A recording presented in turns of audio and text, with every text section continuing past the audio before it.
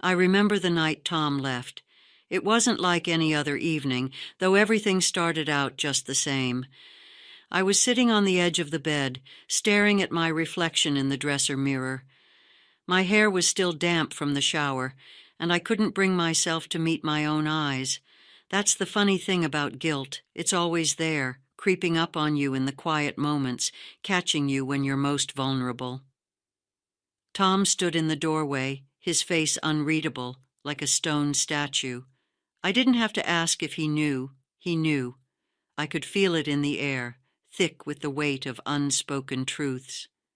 We had been married for over 40 years, and in that time we had become experts in silence, avoiding the difficult conversations, sidestepping the cracks in our lives. But this silence was different. It was final. He didn't raise his voice. He didn't need to. His words were slow, deliberate, and they cut deeper than any scream ever could. "I'm leaving, Linda," he said, his eyes colder than I'd ever seen them. "You'll never see me again. But this isn't over for you." He walked out that night without so much as a backward glance. No packed bags, no slamming doors. Just a chilling goodbye that left me frozen in place, my heart hammering in my chest as his footsteps grew softer and softer down the hall. That was the last time I saw him. For weeks, I waited. At first, I told myself he needed space, time to cool off. Maybe he'd come back and we'd talk things through, even if I wasn't sure what there was left to say. But as the days passed, the dread settled in. He wasn't coming back, and that was when the fear took hold. Fear of what I'd done, fear of what he was capable of. You see, I didn't just lose my husband that night. I lost control of everything, my life, my sanity, my sense of who I was. Tom's absence was like a shadow that followed me everywhere, darkening every corner of my mind. And the worst part was, I knew this was only the beginning. His final words echoed in my mind over and over. "This isn't over for you." He was right. It wasn't over, not by a long shot. I thought the affair was the worst thing I could have done, but I was wrong. So wrong. It was only a spark, a small fire that I thought would burn out quickly. But now, as I sit here alone in this empty house, I see the flames have spread, consuming everything in their path. And the person I have to thank for all of this, myself. And perhaps Tom. But there's one thing I know for sure. Wherever Tom is, he's still out there, watching, waiting. And I'm left here, haunted by the last thing he said to me. When I think back to how it all began, I can't pinpoint an exact moment. It wasn't as though I woke up one day and decided to throw everything away, my marriage, my dignity, my peace of mind. It happened slowly, in the smallest, most unnoticeable ways. A smile that lingered too long, a conversation that felt too personal, and then, before I knew it, I was standing on the edge of a cliff, ready to jump. It all started at the gym. After I retired from teaching, I found myself restless. My days, once filled with the energy of children and the hustle of lesson plans, were now endless stretches of quiet. Tom, being older, had already retired from his job as a security consultant, but he was always busy with his own hobbies, fishing, reading military history, or tinkering with things in the garage. We didn't spend much time together anymore, not like we used to. So I joined a local fitness center, more for the routine than anything else. That's where I met Ryan. He was a personal trainer, young, so much younger than me, charming, and always with a smile that made you feel like you were the only person in the room. He had that kind of energy that was contagious. I hadn't felt that alive in years. At first it was innocent. I'd see him at the gym, we'd chat between sets, and he'd give me advice on my routine. I knew he flirted with all the women who came in, especially the older ones like me. It was harmless, or at least I told myself it was. But then things started to shift. I looked forward to our conversations more than I should have. I'd catch myself thinking about him outside of the gym, wondering what he was doing if he thought about me. And when he started complimenting me, telling me I didn't look my age, that I was more interesting than the girls his age, it did something to me. It made me feel seen. Tom had stopped seeing me years ago. We were still together, of course, but we weren't really together.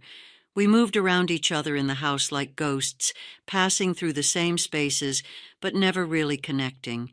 He was always buried in his books or his projects, and I felt more like his roommate than his wife. Ryan made me feel young again, desirable, like I still had something to offer. The night it happened was like any other night. I had been going to the gym regularly for months by then, and Ryan and I had developed a routine of talking after my sessions. He'd offer me a protein shake, and we'd sit in the back office chatting about life. That night, I remember feeling particularly lonely. Tom had been away for a work conference, and the house had felt especially empty. Ryan asked if I wanted to grab a drink after the gym, and without thinking, I said yes. I knew, deep down, that it was a bad idea, but I ignored the warning bells in my head. We went to a small bar near the gym, had a few drinks, and before I knew it, we were sitting in his car, parked in a quiet lot. I wish I could say it was a whirlwind of passion, that it swept me off my feet and made me forget the world for a moment.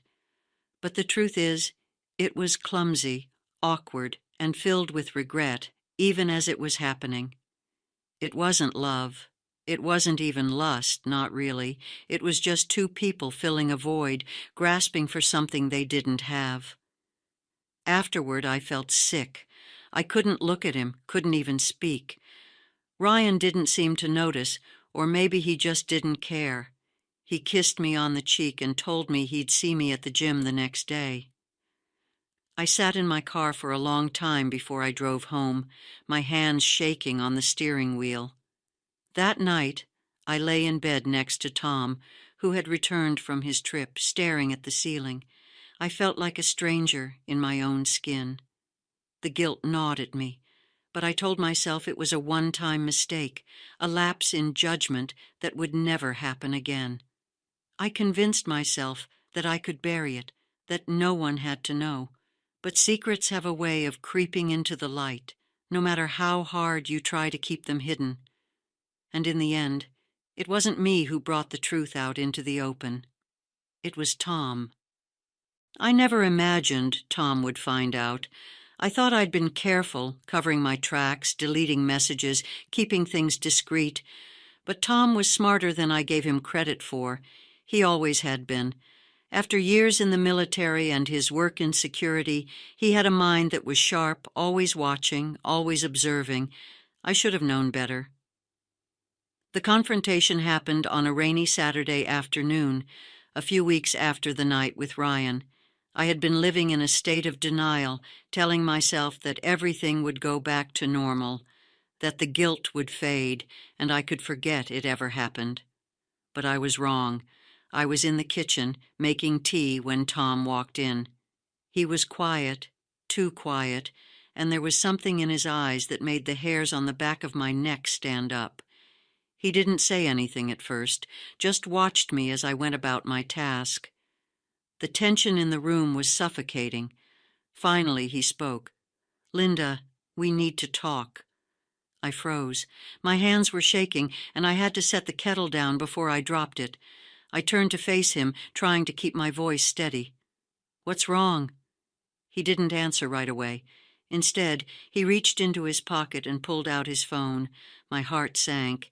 He unlocked the screen and held it out to me, his expression unreadable. I took the phone, my stomach churning, as I looked down at the message on the screen. It was from Ryan, a simple, stupid text that I hadn't deleted, one I had forgotten about. It wasn't even explicit, just a casual message about meeting up at the gym. But Tom wasn't a fool. He didn't need to see more to understand what had happened. "Care to explain?" he asked, his voice low and steady. I couldn't speak. My throat felt like it was closing up, and the room seemed to spin around me.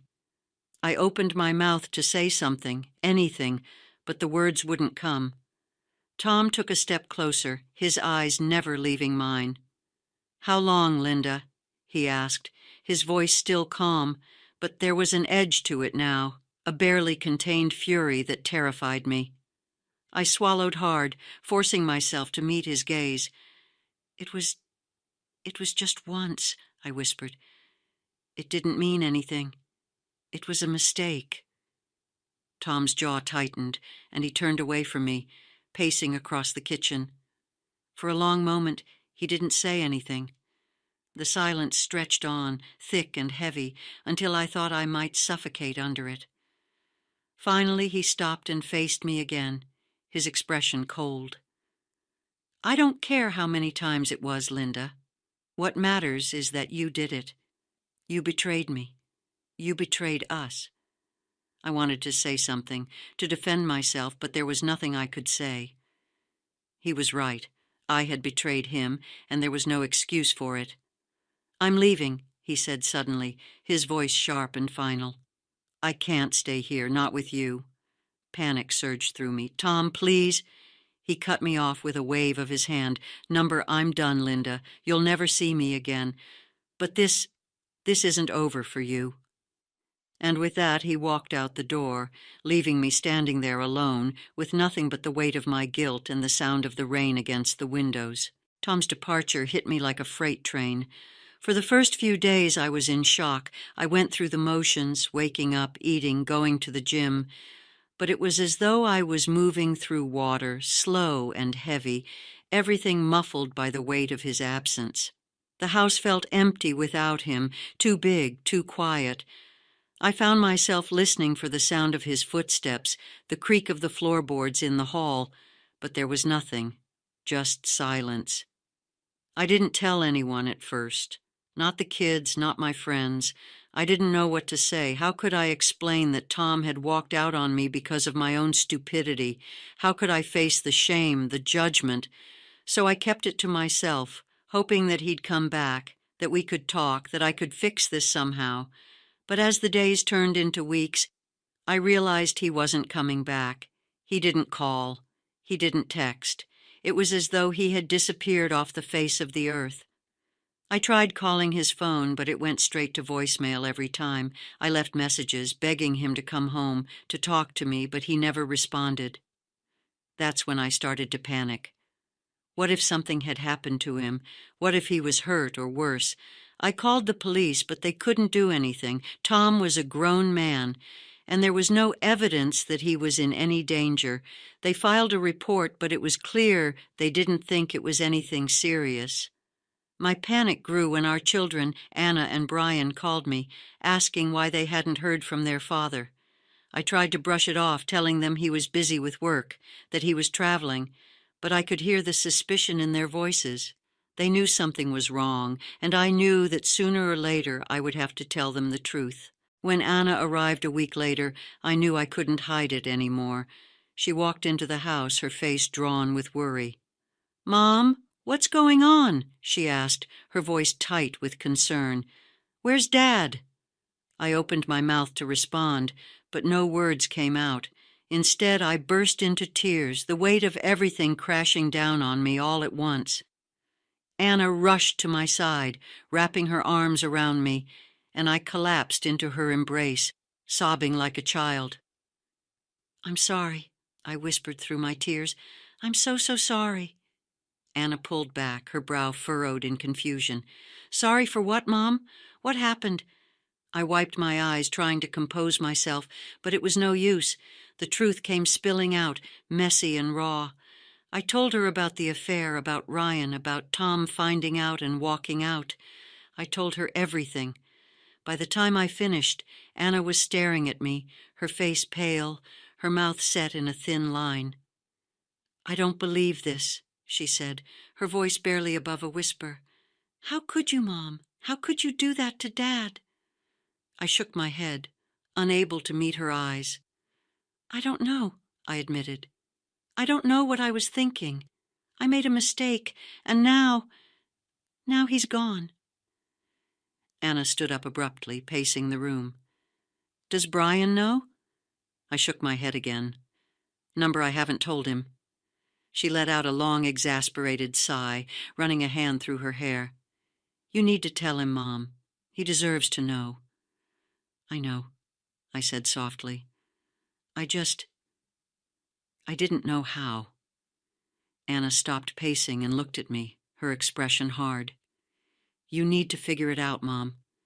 Because if Dad doesn't come back, we need to know what we're dealing with, and I need to know that you're going to be honest with us from now on." I nodded, swallowing the lump in my throat. "I will. I promise." She left shortly after that, her face still tight with anger and disappointment. I knew I had hurt her, just like I had hurt Tom, and now I had to face the consequences. Brian was less understanding when I finally told him. He called me from his home in Arizona, his voice filled with disbelief. "You cheated on Dad?" he asked, his tone incredulous. "What the hell, Mom? How could you do something like that?" I had no defense, no explanation that would make sense. "I don't know, Brian. I wasn't thinking. I made a mistake." "Well, yeah, no kidding," he snapped. "What are you going to do now?" I didn't have an answer for him. I didn't know what I was going to do. All I could do was wait and hope that Tom would come back, that we could somehow salvage what was left of our marriage. But deep down, I knew that was unlikely. I had crossed a line, and there was no going back. In the meantime, I had to deal with the fallout. Word spread quickly in our small town. People whispered behind my back, and I could feel their judgment every time I walked into the grocery store or the post office. Even my friends began to distance themselves from me, offering pitying glances and awkward excuses when I tried to reach out. The worst part was Ryan. He hadn't left town, and I saw him often at the gym. Every time I walked in, he'd flash that same charming smile, as though nothing had changed. He tried to talk to me, to rekindle whatever spark we had, but I shut him down every time. I couldn't even look at him without feeling sick. I hated him for what had happened, but I hated myself even more. I was the one who had let things get out of control. I was the one who had made the choices that led to this disaster. And now I was paying the price. As the weeks went by, my life began to unravel in ways I couldn't have imagined. The initial shock of Tom's departure had faded, but in its place was a gnawing sense of dread that grew with each passing day. I couldn't shake the feeling that something terrible was about to happen, that Tom's absence was only the beginning of a much larger storm. It started with the phone calls. At first, they were infrequent, just a few times a week. The phone would ring, and when I answered, there would be silence on the other end. I thought it was a glitch, maybe a telemarketer's automated system gone wrong. But then the calls became more frequent. Every day, sometimes multiple times a day, the phone would ring, and no one would be there. It wasn't just the phone calls either. I started receiving strange emails, messages with no subject line, filled with random strings of numbers and letters. I deleted them, assuming they were spam, but they kept coming. And then there were the notes. One morning, I found a small piece of paper tucked under the windshield wiper of my car. It was folded neatly, with no writing on the outside. I unfolded it, my heart racing as I read the words inside. "I'm watching." My hands shook as I stared at the note, my mind racing. Who had left it? Was it Tom? Was he trying to scare me, to punish me for what I had done? Or was it someone else? Someone who knew about the affair, about my betrayal. I tried to tell myself it was just a prank, a coincidence, but deep down, I knew better. This was deliberate. Someone was watching me, and they wanted me to know it. The paranoia started to consume me. I couldn't leave the house without feeling like I was being followed. Every time I stepped outside, I scanned the street, looking for any sign of someone watching from the shadows. At night, I double-checked all the locks, pulled the curtains tight, and lay in bed listening for any sound that might indicate someone was outside. My sleep became restless, filled with nightmares. I dreamed of Tom, standing at the foot of our bed, staring at me with cold, accusing eyes. I dreamed of Ryan, his charming smile twisting into something cruel as he whispered in my ear, reminding me of the night we spent together. And I dreamed of the house burning down around me, the flames licking at my skin as I stood there, unable to move, unable to escape. I couldn't talk to anyone about it. Anna and Brian had made it clear that they were still angry with me, and my friends had all but abandoned me. I was alone, trapped in my own personal hell, with no one to turn to for help. That's when Earl showed up. Earl had been Tom's best friend for as long as I could remember. They had served together in the military, and even after Tom retired, they stayed close. Earl was a no-nonsense kind of guy, gruff, straightforward, and fiercely loyal to Tom. When he knocked on my door one afternoon, I wasn't surprised to see him. I had been expecting him in a way. "Linda," he said as I opened the door, his expression serious. "We need to talk." I stepped aside to let him in, my stomach churning with anxiety. Earl had always intimidated me, but now, with Tom gone, he seemed even more imposing. He sat down at the kitchen table, his eyes scanning the room as though he were assessing the situation, looking for clues. "I've been trying to reach Tom," he said, his voice gruff. "He's not answering his phone." I swallowed hard, unsure of how much I should tell him. He left," I admitted, my voice barely above a whisper. Earl's eyes narrowed. "What do you mean he left?" I took a deep breath, forcing myself to meet his gaze. "He found out about the affair. He walked out. I haven't seen or heard from him since." For a moment, Earl didn't say anything. He just sat there, staring at me with those cold, calculating eyes. I could tell he was piecing it all together, trying to make sense of what had happened. Finally, he spoke. "Tom's not the type to just disappear," he said, his voice low and dangerous. "You know that, Linda. Something's not right here." I nodded, my throat tight. "I know," I whispered. I think he's watching me." Earl's expression didn't change, but I could see the gears turning in his mind. He leaned back in his chair, crossing his arms over his chest. "What makes you think that?" I told him about the phone calls, the emails, the note on my car. As I spoke, I could see the concern growing in his eyes, though he tried to keep his face neutral. When I finished, he let out a long, slow breath. "Tom's been in some deep stuff over the years," he said quietly. "His work in security wasn't always above board. There are people out there who might have a reason to come after him, or you." My heart skipped a beat. "What are you saying, Earl? Do you think someone's trying to hurt me because of Tom?" Earl didn't answer right away. Instead, he stood up, pacing the length of the kitchen, his hands on his hips. Finally, he stopped and turned to face me. "I don't know," he admitted. "But we need to find Tom before it's too late." It was Earl who first suggested that we go looking for Tom. He seemed convinced that Tom hadn't simply left because of my affair, but that something much larger was at play. I didn't know whether to believe him.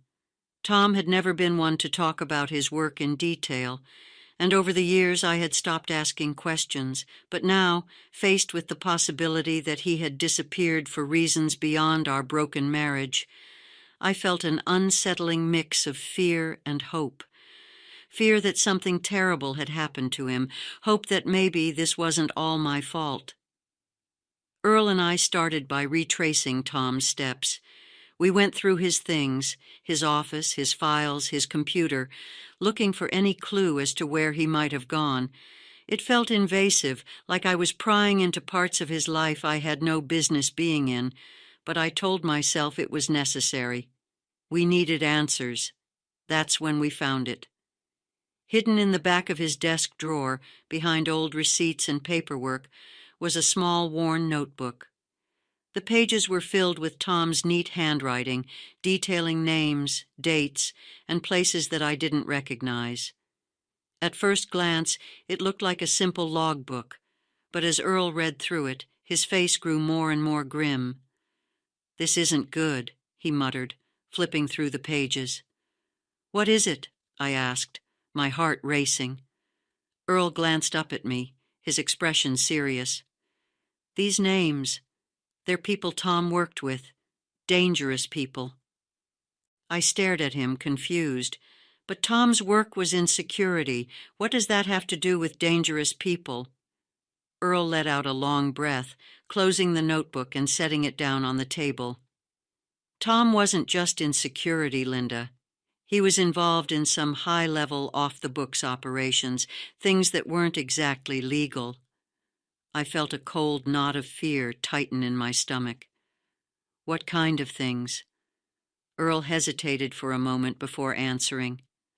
"Private contracts, black ops, stuff the government didn't want to get their hands dirty with." I sank into a chair, my head spinning. This was too much. I had always known that Tom's work was secretive, that he had been involved in some dangerous situations during his time in the military, but I had no idea it went this far. "Why didn't he tell me?" I whispered, more to myself than to Earl. "He was protecting you," Earl said, his voice softening. "The less you knew, the safer you were." I shook my head, disbelief washing over me. How could I have been married to this man for 40 years and not known who he really was? How could I have been so blind? Earl continued flipping through the notebook, pausing at certain entries, his brow furrowed in concentration. After a while, he looked up at me again, his expression tense. "There's a name here," he said slowly. "A place in Montana. Could be where he's headed." Montana. It seemed so random, so far away from everything we had built together. But the more I thought about it, the more it made sense.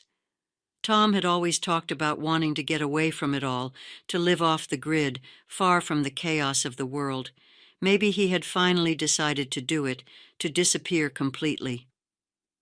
Earl and I packed our bags and booked a flight to Montana the next day. I didn't tell Anna or Brian where I was going. I couldn't bear the thought of explaining it all to them, not yet. I needed to know the truth first. When we arrived in Montana, we rented a car and drove for hours through the vast, empty landscape. The mountains loomed in the distance, dark and foreboding, and the sky seemed to stretch on forever. It was beautiful in a way, but it also felt isolated, as though we were the only two people left in the world. The address in Tom's notebook led us to a small remote cabin nestled deep in the woods. The cabin looked abandoned at first glance. No car, no sign of life. But as we approached, I noticed the faintest wisp of smoke rising from the chimney. My heart pounded in my chest. Was Tom really here, after all this time?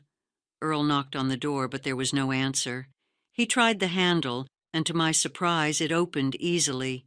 The cabin was sparse, just a few pieces of furniture, a bed, a table, a wood stove, but there were signs that someone had been living here recently. A half-empty cup of coffee sat on the table, and a stack of newspapers lay on the floor by the bed. Earl moved through the cabin, checking each room while I stood frozen in the doorway, my mind racing. If Tom had been here, where was he now? Had he left again, knowing we were coming? Earl emerged from the back room, holding a small box in his hands. "Found this," he said, setting it down on the table. The box was old, the wood worn and cracked, and it was locked with a small metal latch. Earl pried it open with a knife, revealing a collection of photographs, letters, and documents. As I sifted through the papers, my heart sank. These were all things from Tom's past. Old military records, photos of him with men I didn't recognize, letters that hinted at operations I couldn't begin to understand. But there was one letter that stood out. It was newer, the paper crisp and unmarked by time. I unfolded it with shaking hands, my eyes scanning the words. Linda, if you're reading this, it means you've found me, or at least you've come close. I didn't want it to end this way, but I had no choice. My life has always been filled with secrets, things I couldn't tell you, things I couldn't explain. I knew you'd be hurt when I left, but I couldn't stay.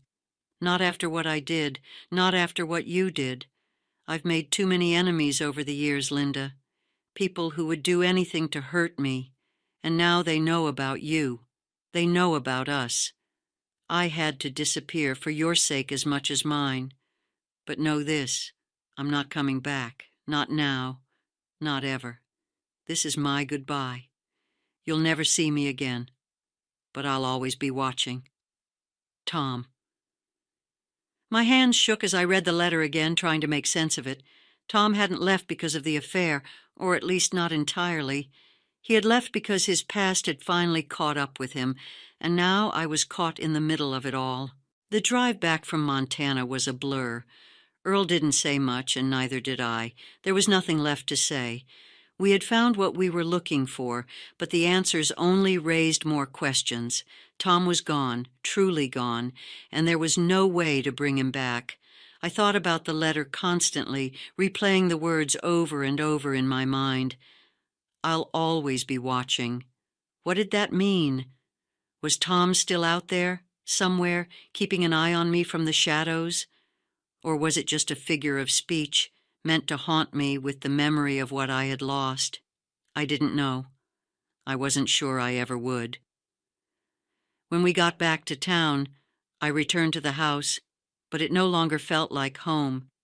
It felt like a tomb, filled with the ghosts of the past. Every room reminded me of Tom, his chair in the living room, his books on the shelves, the sound of his voice echoing in my mind. I couldn't stay there, not anymore. I called Anna and Brian and told them I was selling the house. They didn't ask why. They didn't need to. They knew as well as I did that this chapter of my life was over, and there was no going back. I moved into a small apartment on the other side of town, away from the memories that had weighed me down for so long. It was a modest place, just one bedroom, a tiny kitchen, and a view of the street below. But it was mine. It was a fresh start. For a while, things were quiet. The phone calls stopped, the strange emails disappeared, and there were no more notes on my car. I began to think that maybe, just maybe, I could move on. But then, one night, I found another letter. It was tucked under the door of my apartment, folded neatly in half, just like the others. My hands trembled as I picked it up, my heart racing in my chest. I unfolded the paper slowly, dreading what I would find. Linda, I told you I'd always be watching. Don't forget that. Tom, I dropped the letter, my breath catching in my throat. He was still out there, watching, waiting, haunting me with his absence. I stood there, frozen, the letter lying on the floor at my feet. I didn't know what to do, didn't know how to escape the shadow that Tom had cast over my life. He was gone, but he wasn't really gone, not in the ways that mattered. I thought about calling Earl, about telling him what I had found, but I knew it wouldn't make a difference. Tom wasn't coming back, not in the way I wanted him to. He had made that clear, so I did the only thing I could. I locked the door, drew the curtains, and sat down in the dark, waiting for the next letter, the next reminder that Tom was still out there somewhere watching. And that's where I am now, sitting in the dark, alone with my thoughts, haunted by the choices I made and the man I lost. I don't know if I'll ever be free of him, of the memories, of the guilt, but I do know one thing. This isn't over, not by a long shot.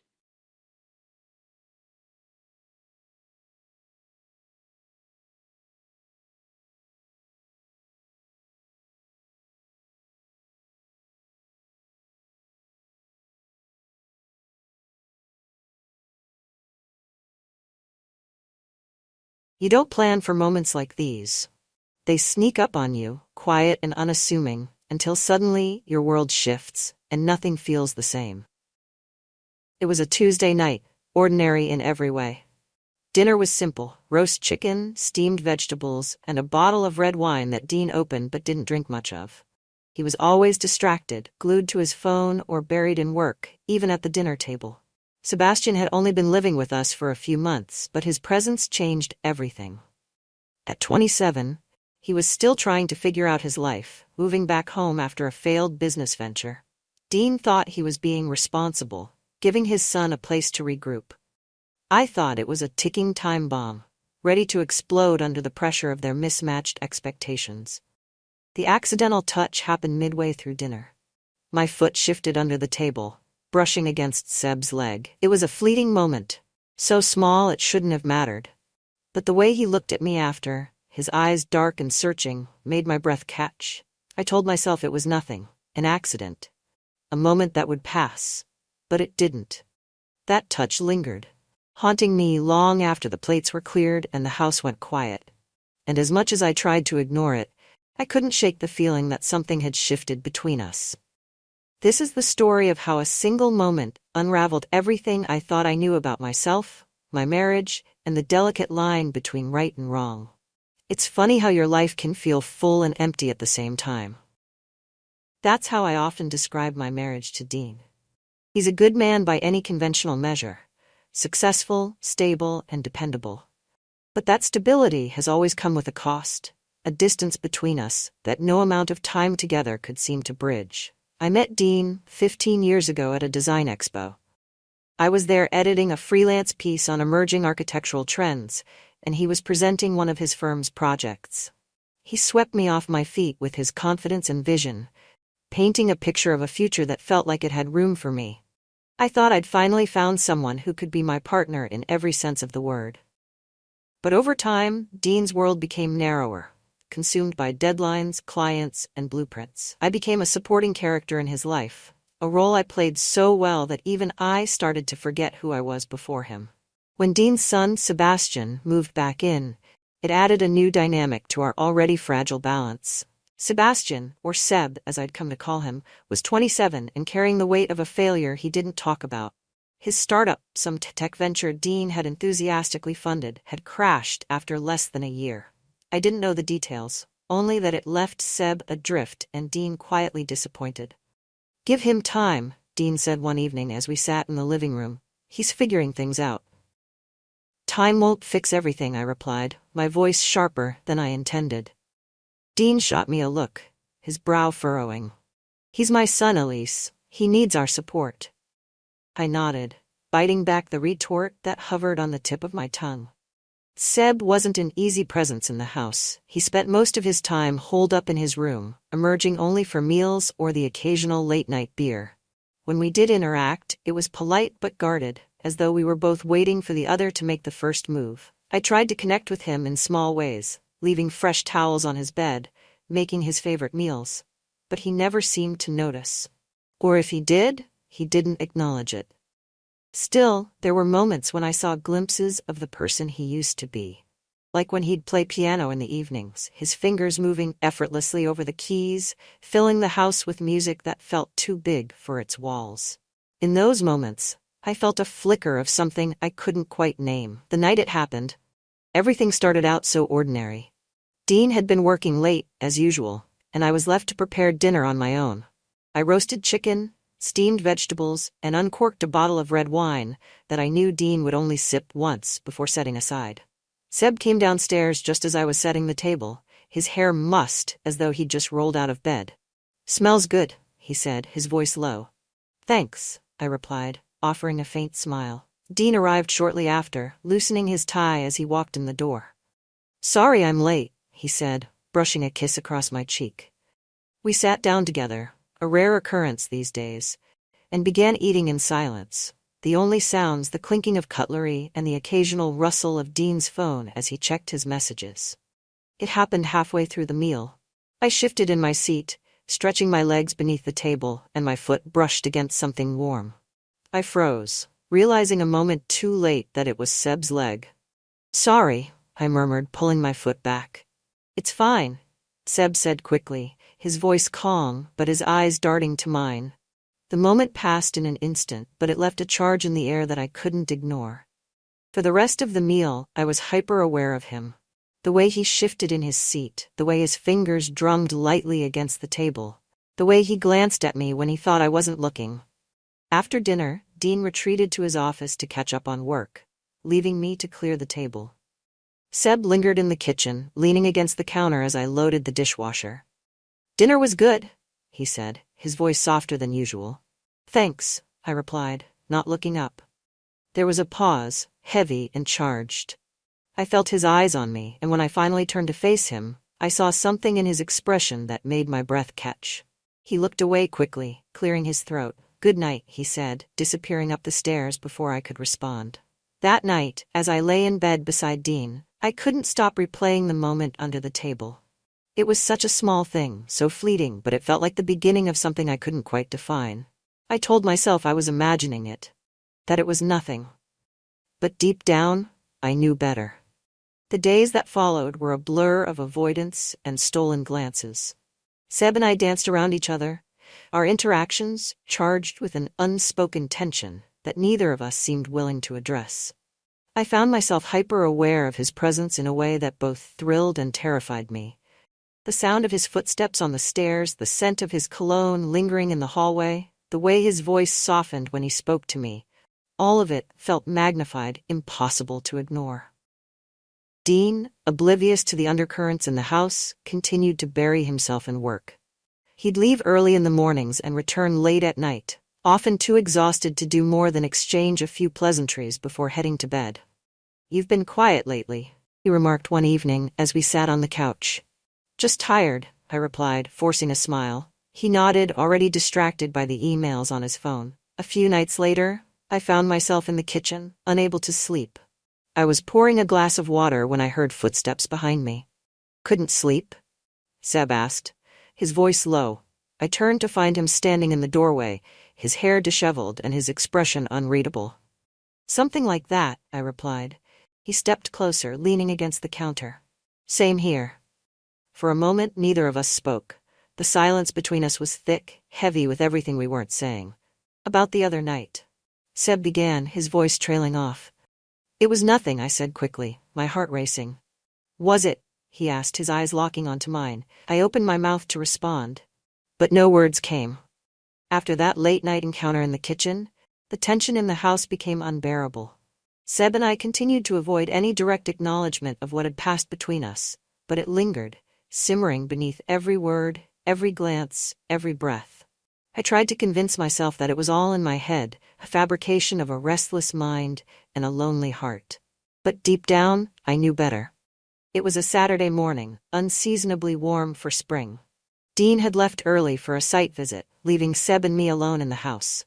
I stayed in my room longer than usual, hoping to avoid the awkwardness of sharing the same space. But hunger eventually won out, and I ventured downstairs to make breakfast. Seb was already there, sitting at the kitchen island with a mug of coffee and his laptop open in front of him. He looked up as I entered, his expression unreadable. "Morning," he said, his voice low. "Morning," I replied, keeping my tone light. I busied myself at the stove, determined to keep the interaction brief. But as the minutes ticked by, I felt his gaze on me, heavy and searching. "Do you want eggs?" I asked, my voice too bright. "Sure," he said, setting his mug down. The silence stretched as I scrambled the eggs, the only sound the soft sizzle of the pan. I could feel the tension thickening, pressing down on me like a weight. As we ate, I tried to make small talk, asking about his plans for the day. He answered in clipped sentences, his usual aloofness amplified by something I couldn't quite name. Finally, he set his fork down and looked at me, his expression serious. "Elise," he began, his voice soft but steady. "Can we talk about what's been happening?" I froze, my breath catching in my throat. "There's nothing to talk about," I said quickly, my words spilling out in a rush. His brow furrowed, frustration flickering across his face. "You keep saying that, but it's not true. We both know it's not." "Seb, I'm not trying to make this harder for you," he interrupted, his voice gentler now, "but I can't keep pretending like nothing's changed." I stared at him, my heart pounding. "It was an accident," I said, my voice trembling. That's all it was. He shook his head, his gaze unwavering. It wasn't just the touch, Elise. It's everything since then. The way we avoid each other, the way you look at me. I opened my mouth to argue, but no words came. Later that afternoon, I decided to get out of the house, hoping a change of scenery would help clear my mind. I went to the park, a quiet place I often visited when I needed to think. I didn't expect Seb to follow me. I was sitting on a bench, staring at the small pond in the center of the park when I heard his voice. "Mind if I join you?" he asked. I glanced up, startled to see him standing there, his hands stuffed into the pockets of his jacket. "Sure," I said after a moment, scooting over to make room. He sat down beside me, his shoulder brushing mine briefly. For a while, neither of us spoke. We watched the ducks glide across the water, their movements calm and unhurried. "This used to be my favorite spot," Seb said finally, breaking the silence. "Really?"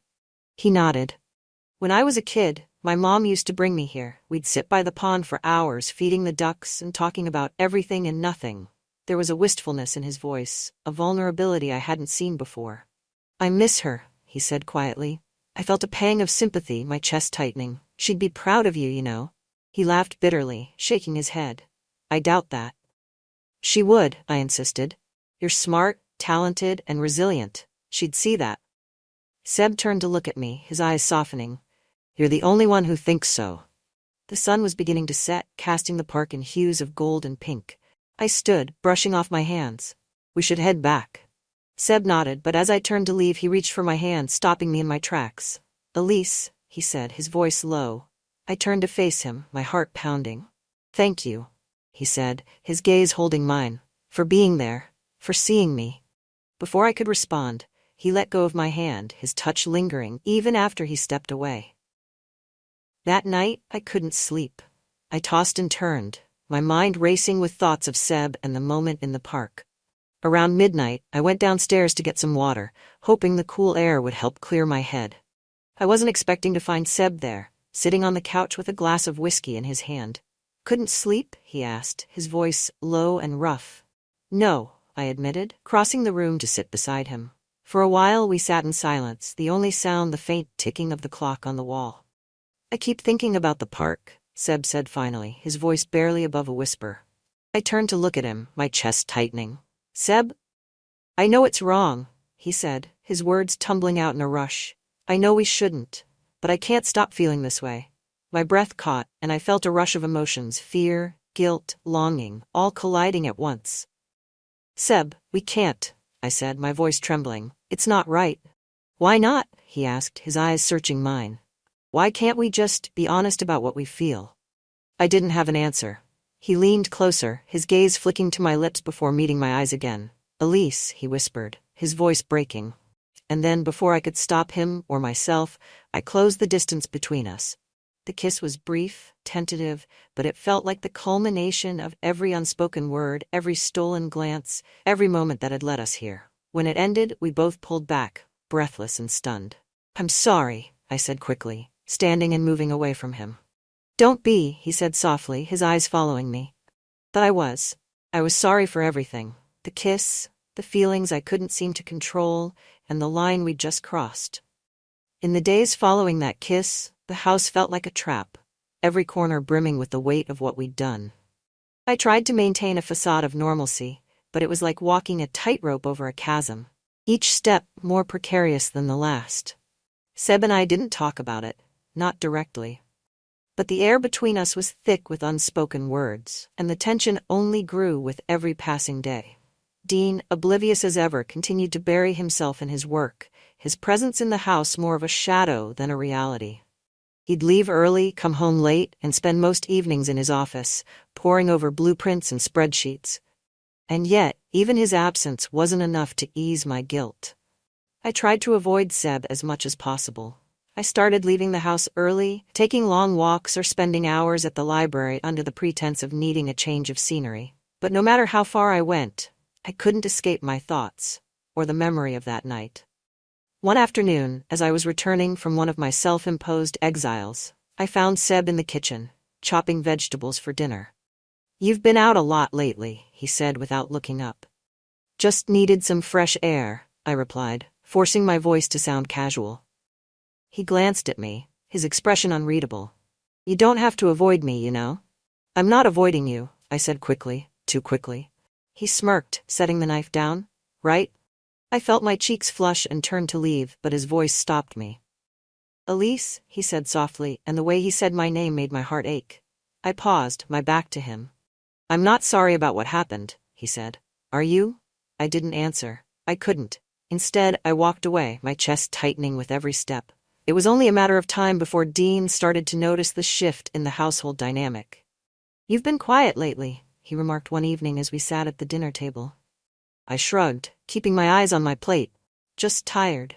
Dean nodded, but his gaze lingered on me a moment longer than usual. Later that night, as I was getting ready for bed, he appeared in the doorway of our bedroom. Is everything okay? He asked, his tone cautious. Of course, I replied, forcing a smile. He hesitated, his eyes searching mine. You'd tell me if something was wrong, wouldn't you? Of course, I repeated, my voice steady despite the storm raging inside me. He nodded slowly, but I could see the doubt flickering in his eyes. One night, unable to sleep, I went downstairs to make tea. The house was quiet, the kind of stillness that felt almost oppressive. I was pouring water into the teapot when I heard footsteps behind me. I turned to find Seb standing in the doorway, his expression unreadable. Couldn't sleep? He asked, his voice low. I shook my head, my heart pounding. He stepped into the kitchen, his presence filling the space in a way that made it hard to breathe. Elise, he began, his voice soft but firm. We can't keep pretending like nothing's happening. I set the teapot down, my hands trembling. Seb, please. No, he said, stepping closer. I need to say this. He paused, his eyes searching mine. I care about you, more than I should, and I know this is complicated, but I can't ignore what I feel. His words hit me like a tidal wave, and for a moment, I couldn't speak. Seb, this isn't right, I said finally, my voice trembling. Maybe not, he replied, but it's real. The next day I met my friend Margaret for coffee. She was one of the few people who'd stuck by me through the ups and downs of my marriage, her sharp wit and no-nonsense attitude a source of both comfort and frustration. You seem distracted, she said, eyeing me over the rim of her cup. Just a lot on my mind, I replied, stirring my tea. She raised an eyebrow. Anything you want to talk about? No, I said quickly, too quickly. Her eyes narrowed, her gaze piercing. You know, you're a terrible liar. I laughed nervously, shaking my head. It's nothing, really. Margaret leaned back in her chair, her expression skeptical. Whatever it is, just be careful. Secrets have a way of coming out when you least expect them. Her words stayed with me long after we parted ways. Dean decided to host a small family gathering the following weekend, a barbecue in the backyard, just the three of us and a few of his colleagues. I spent the day preparing food, my nerves on edge as I tried to juggle the logistics of hosting with the constant undercurrent of tension between Seb and me.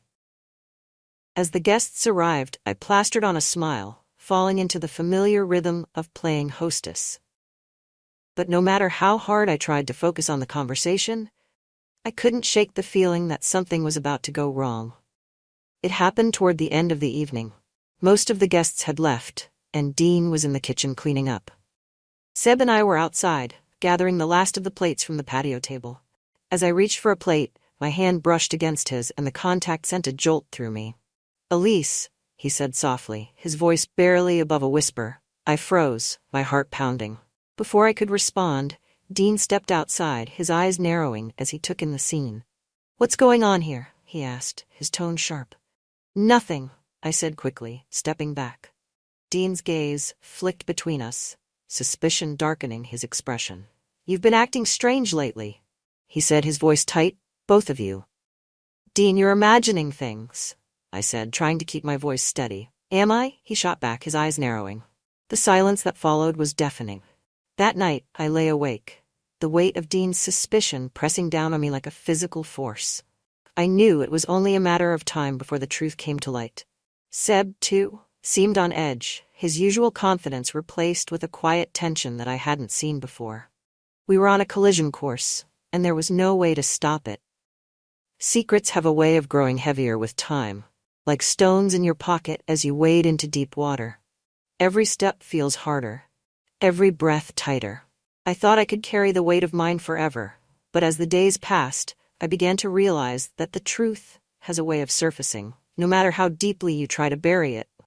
The kiss with Seb was like a splinter I couldn't pull out. It festered in every quiet moment, invading my thoughts when I least expected it. I replayed it endlessly, the feel of his lips, the way his hand had lingered on mine, the way he'd whispered my name like it meant something. But what haunted me most was the look in his eyes afterward. Hope, longing, and something else I couldn't quite name. I told myself it had to end. That night, I had vowed to myself that it wouldn't happen again. But the more I tried to distance myself, the closer we seemed to drift. A few days after the barbecue, I found myself in the kitchen early one morning, staring blankly at the coffee pot as it sputtered and hissed. Dean had already left for work, his absence a relief. Seb walked in a few minutes later, his hair still mussed from sleep. He was wearing a plain gray t-shirt and sweatpants, his usual casual attire, but something about the way he carried himself made it impossible to look away. "Morning," he said, his voice thick with sleep. "Morning," I replied, keeping my eyes on the coffee pot. For a moment we stood in silence, the tension between us palpable. "Elise," he said finally, his voice soft. I turned to face him, my chest tightening at the way he was looking at me. "I can't keep doing this," he said, his tone quiet but firm. "Pretending like nothing's wrong." "There's nothing wrong," I said quickly, though my voice lacked conviction. He stepped closer, his gaze never leaving mine. "You don't believe that any more than I do." I opened my mouth to respond, but the words caught in my throat. Later that afternoon, I went for a walk to clear my head. The park had become my refuge, a place where I could pretend, if only for a little while, that my life wasn't unraveling. I sat on a bench near the pond, watching the ducks glide across the water. The spring air was warm, the scent of blooming flowers heavy in the breeze. I was so lost in thought that I didn't hear Seb approach until he spoke. "Mind if I join you?" I looked up, startled to see him standing there. "Sure," I said after a moment, scooting over to make room. He sat down beside me, his shoulder brushing mine. For a while, neither of us spoke, the silence between us filled with unspoken words. "I've been thinking," he said finally, his voice low. "About what?" I asked, though I already knew. "About us," he said, his gaze fixed on the pond. "About what happened." I felt my chest tighten, the weight of his words pressing down on me. "It can't happen again," I said, my voice trembling. "Why not?" he asked, turning to face me. "Because it's wrong," I said, though the words felt hollow. Seb shook his head, his expression a mix of frustration and sadness. "Do you really believe that?"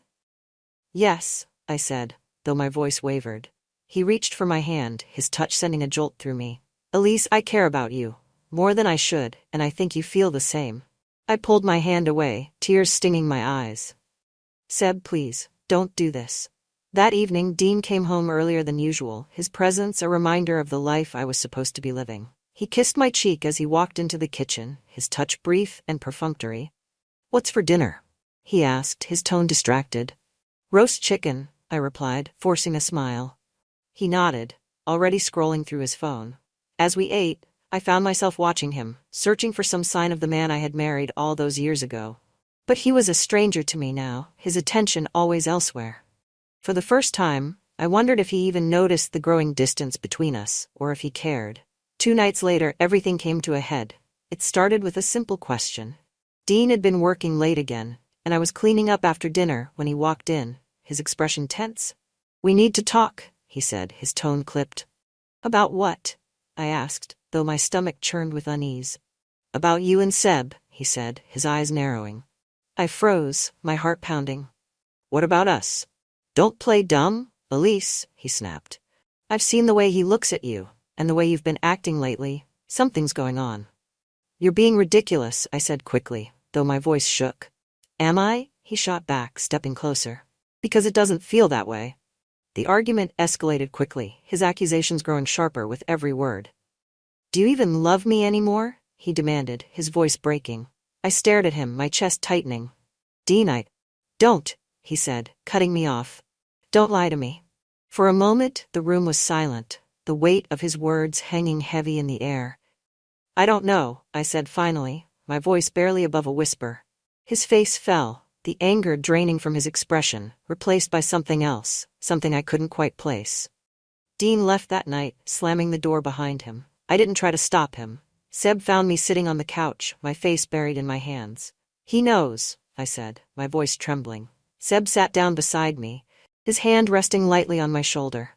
"What happens now?" he asked, his voice soft. "I don't know," I admitted, "but it's not going to be easy." That night, as I lay awake in bed, I found myself replaying the argument with Dean, his words echoing in my mind. "Do you even love me anymore?" The truth was, I didn't know. I didn't know if I ever had, or if I'd simply convinced myself that I did because it was easier than admitting the alternative. What I did know was that my life was unraveling, and there was no going back. When you've lived with a secret long enough, it starts to shape you.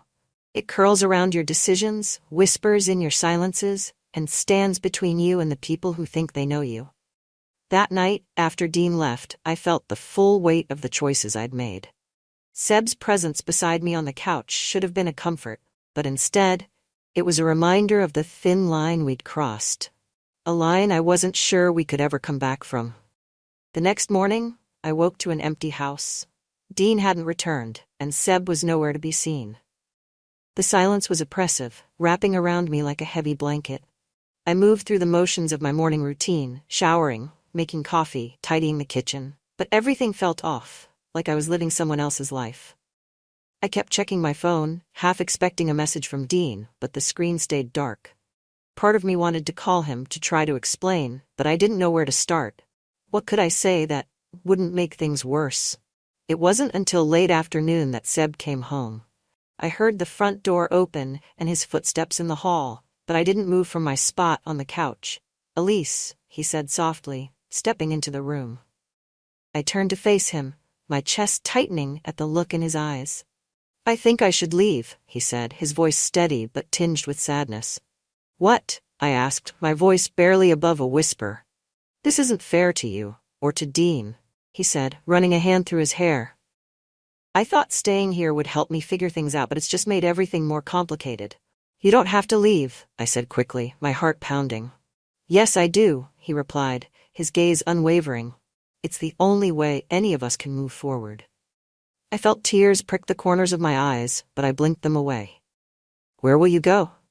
"I don't know," he admitted, "but I'll figure it out." Dean came home that evening, his expression hard and unreadable. He barely looked at me as he set his bag down and walked into the kitchen.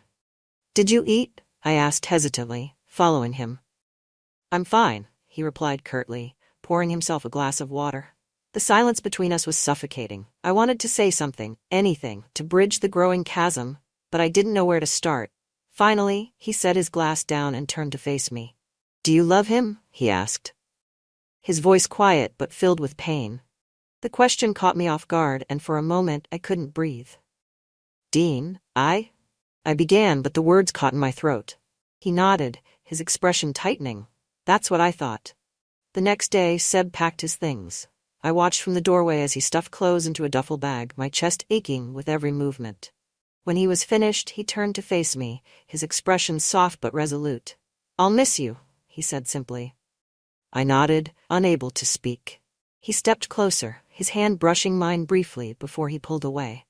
"Take care of yourself," he said, his voice barely above a whisper. And then he was gone. With Seb gone, the house felt emptier than ever.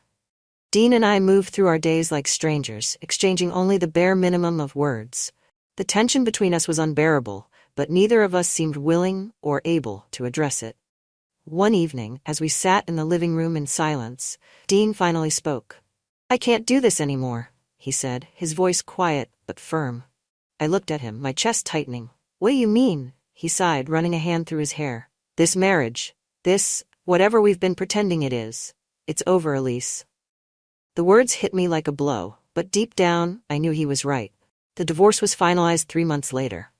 It was amicable, as far as divorces go, but the process was still painful. Signing those papers felt like closing the door on a part of my life I wasn't ready to let go of, even if it had been falling apart for years. Afterward, I moved into a small apartment downtown. It wasn't much, but it was mine, and for the first time in years, I felt a sense of freedom. One day, a few weeks after the divorce was finalized, I received a letter in the mail. The handwriting on the envelope was unmistakable, and my heart skipped a beat as I opened it. Dear Elise, I hope this finds you well. I've been thinking about you a lot lately, wondering how you're doing. Leaving was the hardest thing I've ever had to do, but I know it was the right decision. I wanted to thank you for everything. For seeing me when no one else did, for believing in me when I couldn't believe in myself. You gave me something I didn't think I'd ever find, a sense of purpose. I'm doing better now, working on something I think you'd be proud of. I hope you find happiness, Elise. You deserve it. Always, Seb. Tears blurred my vision as I folded the letter, clutching it to my chest. Looking back, I can see how everything unraveled. The choices I made, the lines I crossed, they were born from a place of longing and pain I didn't fully understand at the time. But I've learned to forgive myself, even if others never will. Life isn't perfect, and neither are we. But sometimes, in the midst of the chaos, we find clarity and the strength to start over.